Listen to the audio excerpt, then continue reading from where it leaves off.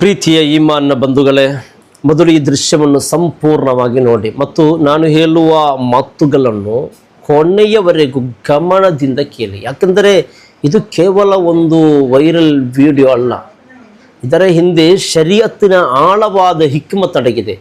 ಮಸೀದಿಯೊಳಗೆ ಹಾವು ಕಂಡಾಗ ನಮಾಜು ಮುರಿದು ಓಡುವುದು ಸರಿಯಾ ಅಥವಾ ತಪ್ಪ? ಈಮಾನ್ನ ಕೊರತೆಯ ಅಥವಾ ಶರೀಅತ್ ನೀಡಿದ ರಿಯಾಯಿತಿಯೇ? ಬಂಧುಗಳೇ, ಇಂತಹ ದೀನಿನ ನಿಜವಾದ ಮಾಹಿತಿಗಳನ್ನು ಕಿತಾಬ್ಗಳ ಉಲ್ಲೇಖಗಳೊಂದಿಗೆ ಸರಳವಾಗಿ ಮತ್ತು ನಿಖರವಾಗಿ ತಿಳಿದುಕೊಳ್ಳಬೇಕೆಂದಿದ್ದರೆ ಈಗಲೇ ಈ ವಿಡಿಯೋವನ್ನು ಲೈಕ್ ಮಾಡಿ, ಚಾನಲ್ ಸಬ್ಸ್ಕ್ರೈಬ್ ಮಾಡಿ. ಯಾಕಂದರೆ ಸೋಷಿಯಲ್ ಮೀಡಿಯಾದ ಗದ್ದಲದಲ್ಲಿ ಹಲವರು ಅಭಿಪ್ರಾಯ ಹೇಳುತ್ತಾರೆ ನೋಡಿ. ಆದರೆ ಇಂದು ನಾನು ಹೇಳಲಿರುವ ಮಾತುಗಳು ಕೇವಲ ಅಭಿಪ್ರಾಯಗಳಲ್ಲ, ಕುರ್ಆನ್, ಹದೀಸ್ ಮತ್ತು ಶಾಫಿ ಮದ್ಹಬ್ನ ಮಹಾನ್ ಕಿತಾಬ್ಗಳ ಸ್ಪಷ್ಟ ವಿವರಣೆಗಳಾಗಿವೆ. ಇಂದು ನಾನು ಈ ವಿಷಯವನ್ನು ಎಲೆಯಾಗಿ ಬಿಡಿಸಿ ನಿಖರವಾದ ಮಾಹಿತಿ ನಿಮ್ಮ ಮುಂದೆ ಇಡಲಿದ್ದೇನೆ. ಆದ್ದರಿಂದ ಈ ಮಾತುಗಳನ್ನು ಸ್ಕಿಪ್ ಮಾಡದೆ ಕೊನೆಯವರೆಗೂ ಕೇಳಿ. ಇನ್ಶಾ ಅಲ್ಲಾ ನಿಮ್ಮ ಎಲ್ಲ ಸಮಸ್ಯೆಗಳಿಗೆ, ನಿಮ್ಮ ಮನಸ್ಸಿನಲ್ಲಿರುವ ಪ್ರಶ್ನೆಗಳಿಗೆ ಸ್ಪಷ್ಟ ಉತ್ತರ ಸಿಗಲಿದೆ. ಬಂಧುಗಳೇ ನೋಡಿ, ಮಸೀದಿಯೊಳಗೆ ಜನರು ಸಂಪೂರ್ಣ ವುಜೂನೊಂದಿಗೆ ನಮಾಜ್ ಮಾಡ್ತಿದ್ದಾರೆ. ಅಲ್ಲಾಹನ ಮುಂದೆ ತಲೆಬಾಗಿರುವ ಆ ಪವಿತ್ರ ಕ್ಷಣ, ಸುಜೂದಿನಲ್ಲಿ ಕಣ್ಣೀರು ಹಾಕುತ್ತಾ ದುವಾ ಮಾಡುತ್ತಿರುವ ನಮಾಜಿಗಳ ಪ್ರತಿಯೊಬ್ಬರು ತಮ್ಮ ರಬ್ಬಿನೊಂದಿಗೆ ಮಾತನಾಡುತ್ತಿರುವ ಆ ಪವಿತ್ರ ಸಮಯ, ಮಸೀದಿಯೊಳಗೆ ಒಂದು ವಿಚಿತ್ರವಾದ ಶಾಂತಿ, ಒಂದು ಆತ್ಮೀಯ ವಾತಾವರಣ. ಆ ಸಮಯದಲ್ಲಿ ಅಚಾನಕ್ ಒಂದು ದೊಡ್ಡ ಹಾವು ನಮಾಜಿಗಳ ಮಧ್ಯೆ ಹರಿದು ಬರುತ್ತದೆ. ಆ ಒಂದು ಕ್ಷಣದಲ್ಲಿ ಇಡೀ ವಾತಾವರಣವೇ ಬದಲಾಗಿ ಬಿಡುತ್ತದೆ. ಕೆಲವರು ಭಯದಿಂದ ಹಿಂದಕ್ಕೆ ಸರಿಯುತ್ತಾರೆ, ಕೆಲವರು ನಮಾಜು ಮುರಿದು ಓಡುತ್ತಾರೆ, ಇನ್ನು ಕೆಲವರು ಗಾಬರಿಯಿಂದ ಏನು ಮಾಡಬೇಕು ಎಂದು ಅರಿಯದೆ ನಿಂತು ಬಿಡುತ್ತಾರೆ. ಒಬ್ಬ ವ್ಯಕ್ತಿ ಧೈರ್ಯ ಮಾಡಿ ಹಾವನ್ನು ದೂರ ಮಾಡಲು ಪ್ರಯತ್ನಿಸುತ್ತಿದ್ದಾನೆ. ನೋಡಿ, ಈ ದೃಶ್ಯವನ್ನು ಸಾಮಾಜಿಕ ಜಾಲತಾಣಗಳಲ್ಲಿ ಸಾವಿರಾರು ಜನರು ಪ್ರಶ್ನೆ ಕೇಳುತ್ತಿದ್ದಾರೆ. ನಮಾಜ್ ಮಾಡುವಾಗ ಓಡುವುದು ಸರಿಯಾ? ಅಲ್ಲಾಹನ ಮುಂದೆ ನಿಂತಿರುವಾಗ ಜೀವದ ಭಯಕ್ಕೆ ನಮಾಜು ಮುರಿಯಬಹುದೇ? ಇದು ಈಮಾನ್ನ ಕಡಿಮೆ ಲಕ್ಷಣ ಅಲ್ಲವೇ?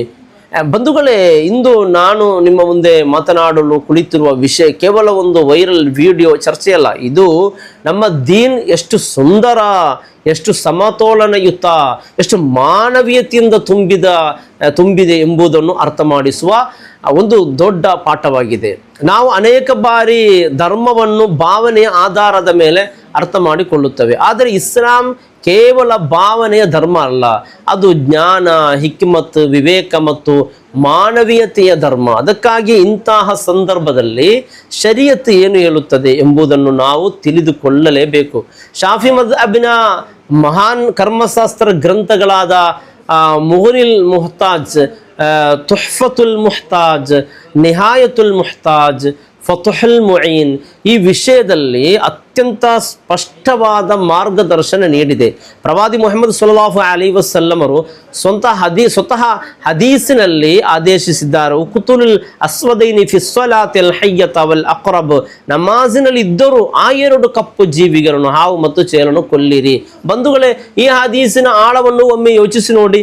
ಅಲ್ಲಾಹನ ರಸೂಲ್ ಸಲ್ಲಲ್ಲಾಹು ಅಲೈಹಿ ವಸಲ್ಲಂ ನಮಾಜಿನ ಪವಿತ್ರತೆಯನ್ನು ಅತ್ಯಂತ ಹೆಚ್ಚಾಗಿ ಗೌರವಿಸಿದವರು.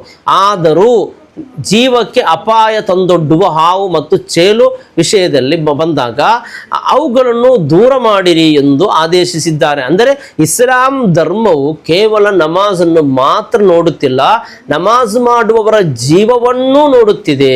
ಈ ಹದೀಸನ್ನು ಆಧಾರವಾಗಿ ತೆಗೆದುಕೊಂಡು ಇಮಾಮ್ ಖತೀಬ್ ಅಲ್ ಶರ್ಬಿನಿ ತನ್ನ ಮುಗ್ನಿಲ್ ಮುಹ್ತಾಜ್ ಎಂಬ ಕಿತಾಬಿನಲ್ಲಿ ಬರೆಯುತ್ತಾರೆ, ವಯುಸನ್ನು ಕತುಲ್ ಹಯ್ಯತ್ ವಲ್ ಅಕ್ರಬ್ ಫಿ ಸಲಾತಿಲ್ ಅಮ್ರೈನ್ ಫಿ ಖಬರಿ ಅಬಿ ದಾವೂದ್ ವ ತುರ್ಮುದಿ ವಗೈರಿಹಿಮಾ.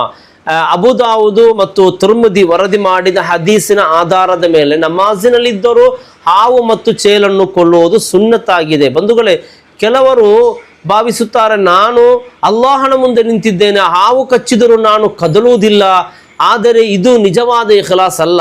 ನಿಜವಾದ ಇಖ್ಲಾಸ್ ಎಂದರೆ ಅಲ್ಲಾಹನ ಆದೇಶವನ್ನು ಸರಿಯಾಗಿ ಪಾಲಿಸುವುದು, ಅಲ್ಲಾಹನು ಕೊಟ್ಟ ಜೀವವನ್ನು ರಕ್ಷಿಸಿಕೊಳ್ಳುವುದು ಇಬಾದತ್ತಾಗಿದೆ. ಅದಕ್ಕಾಗಿಯೇ ಇಮಾಮ್ ಇಬ್ನ್ ಹಜರ್ ಅಲ್ ಹೈತಮಿ ತನ್ನ ತುಹ್ಫತುಲ್ ಮುಹ್ತಾಜ್ನಲ್ಲಿ ಹೀಗೆ ವಿವರಿಸುತ್ತಾರೆ, ಫೈನ್ ಇಹ್ತಾಜ ಇಲಾ ಅಮಲಿನ್ ಕಸೀರ್ ಲಿ ಖೌಫಿ ದರರಿನ್ ಔ ಹಲಾಕಿನ್ ಜಾಜ ಕತು ಸಲಾತಿ ಬಲ್ ಕದ್ ಯಜಿಬು.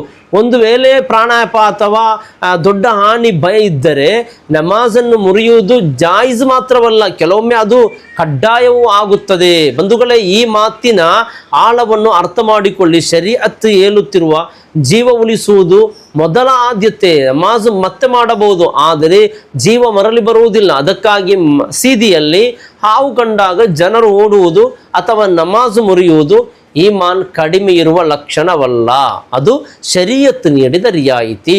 ಇಸ್ಲಾಂ ಒಂದು ಕಠಿಣ ಧರ್ಮವಲ್ಲ, ಅದು ದಯೆಯ ಧರ್ಮ, ಸುಲಭದ ಧರ್ಮ, ಮಾನವೀಯತೆಯ ಧರ್ಮ. ಬಂಧುಗಳೇ, ಇಂದಿನ ಕಾಲದಲ್ಲಿ ಹಾವುಗಳ ಹಾವಳಿ ಹೆಚ್ಚಾಗಿದೆ. ವಿಶೇಷವಾಗಿ ಮಳೆಗಾಲದಲ್ಲಿ ಮತ್ತು ಬಿಸಿಲಿನ ಸಮಯದಲ್ಲಿ ಹಾವುಗಳು ತಂಪಾದ ಜಾಗ ಹುಡುಕುತ್ತಾ ಮನೆಗಳೊಳಗೆ, ಮಸೀದಿಗಳೊಳಗೆ, ಮದ್ರಸೆಗಳೊಳಗೆ ಬರುತ್ತಿದೆ. ಹಳೆಯ ಚಾಪೆಯಗಳು, ಮರದ ಪೀಠೋಪಕರಣಗಳು, ಕತ್ತಲೆಯ ಮೂಲೆಗಳು, ಪೊದೆಗಳು ಇವೆಲ್ಲವೂ ಹಾವುಗಳಿಗೆ ಅಡಗುವ ಜಾಗವಾಗುತ್ತದೆ. ಆದ್ದರಿಂದ ಮಸೀದಿ ಸಮಿತಿಗಳು ಮತ್ತು ಜಮಾತ್ ಸದಸ್ಯರು ಹೆಚ್ಚು ಜಾಗರೂಕರಾಗಿರಬೇಕು. ಮಸೀದಿಯ ಸುತ್ತಮುತ್ತ ಪೊದೆಗಳು ತೆರವುಗೊಳಿಸಬೇಕು, ಗೋಡೆಗಳಲ್ಲಿರುವ ರಂಧ್ರಗಳು ಮುಚ್ಚಬೇಕು, ಬಾಗಿಲು ಮತ್ತು ಕಿಟಕಿಗಳಿಗೆ ನೆಟ್ ಅಳವಡಿಸಬೇಕು, ರಾತ್ರಿ ವೇಳೆ ಉತ್ತಮ ಬೆಳಕಿನ ವ್ಯವಸ್ಥೆ ಇರಬೇಕು, ವುದು ಮಾಡುವ ಸ್ಥಳಗಳು ಕತ್ತಲಿನಲ್ಲಿ ಇರಬಾರದು, ಕಾರ್ಪೆಟ್ಗಳು ನಿಯಮಿತವಾಗಿ ಸ್ವಚ್ಛಗೊಳಿಸಬೇಕು. ಇವೆಲ್ಲವೂ ನಮಾಜಿಗಳ ಜೀವ ರಕ್ಷಿಸುವ ಅಮಾನತ್ತಾಗಿದೆ.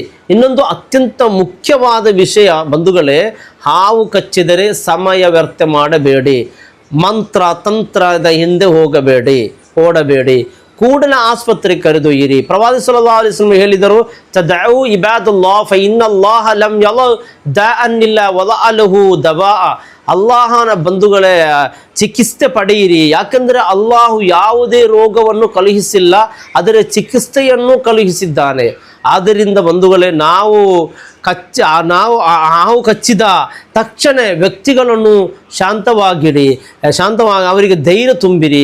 ಆ ಕೈ ಅಥವಾ ಕಾಲುಗಳೇ ಕಚ್ಚಿದರೆ ಅಲ್ಲಿ ಇರುವ ಬಿಗಿಯಾದ ವಸ್ತುಗಳು ತೆಗೆದು ಹಾಕಿರಿ ಮತ್ತು ಸಾಧ್ಯವಷ್ಟು ಬೇಗ ಆಸ್ಪತ್ರೆಗೆ ಕೊಂಡೊಯ್ಯಿರಿ. ಜೀವ ಉಳಿಸುವುದು ಇಸ್ಲಾಮಿನಲ್ಲಿ ಅತ್ಯಂತ ದೊಡ್ಡ ಕರ್ತವ್ಯಗಳಲ್ಲಿ ಒಂದಾಗಿದೆ.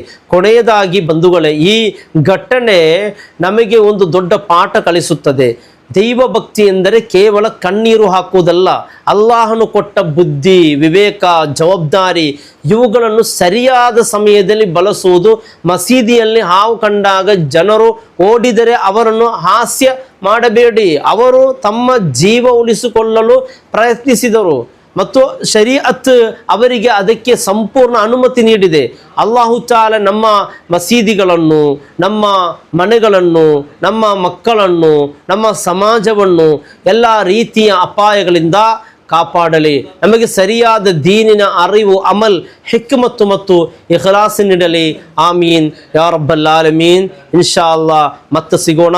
ಅಸ್ಸಲಾಮು ಅಲೈಕುಂ ವರಹಮತುಲ್ಲಾಹಿ ವಬರಕಾತು.